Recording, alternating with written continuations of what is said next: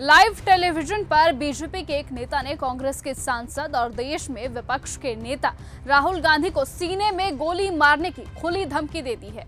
हाँ, आपने सही सुना, सीने में गोली मारने की धमकी, सीधे और बेझिझक टीवी कैमरे के सामने। और ये केवल एक बयान नहीं है, ये लोकतंत्र और संविधान के लिए एक बड़ी चुनौती है।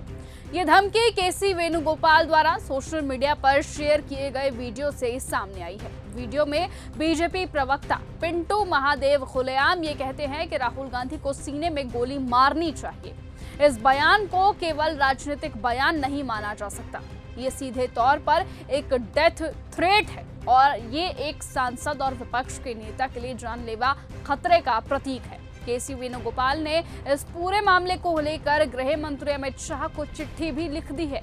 चिट्ठी में कहा गया है कि यदि बीजेपी अपने प्रवक्ता पर कार्रवाई नहीं करती है तो ये माना जाएगा कि पार्टी इस खुली धमकी को समर्थन दे रही है, क्योंकि ये मामला केवल एक व्यक्तिगत बयान नहीं है, ये संविधान में सुरक्षित विपक्ष की भूमिका पर एक हमला है। भारत में लोकतंत्र में विपक्ष का होना जरूरी है, लेकिन जब विपक्ष के नेता को खुलेआम जान से मारने की धमकी दी जाती है और उस पर कोई कार्रवाई नहीं होती तो ये लोकतंत्र के लिए गंभीर खतरा बन जाता है। ऐसे में कांग्रेस ने पहले ही चेतावनी दी थी कि राहुल गांधी की सुरक्षा संवेदनशील है। कुछ समय पहले ही सीआरपीएफ ने इसकी चिंता जाहिर की थी और अब ऐसे बयान के सामने आने के बाद तो सुरक्षा एजेंसियों के लिए ये एक गंभीर अलर्ट है। अब ये केवल एक राजनीतिक मुद्दा नहीं, ये नेशनल सिक्योरिटी का सवाल बन गया है कि क्या सुरक्षा एजेंसियां इस धमकी को गंभीरता से ले रही हैं या फिर सिर्फ एक राजनीतिक बयान बनकर ये रह जाएगा। केसी वेणुगोपाल ने सीधी पिनराई विजयन की केरल सरकार पर भी आरोप लगाए और कहा बीजेपी नेता पर कार्रवाई की जानी चाहिए। उनका ये कहना है कि यदि कार्रवाई नहीं होती तो ये साबित करता है कि ये सब कुछ बीजेपी की बी टीम का काम है, जिसे खुला समर्थन मिल रहा है।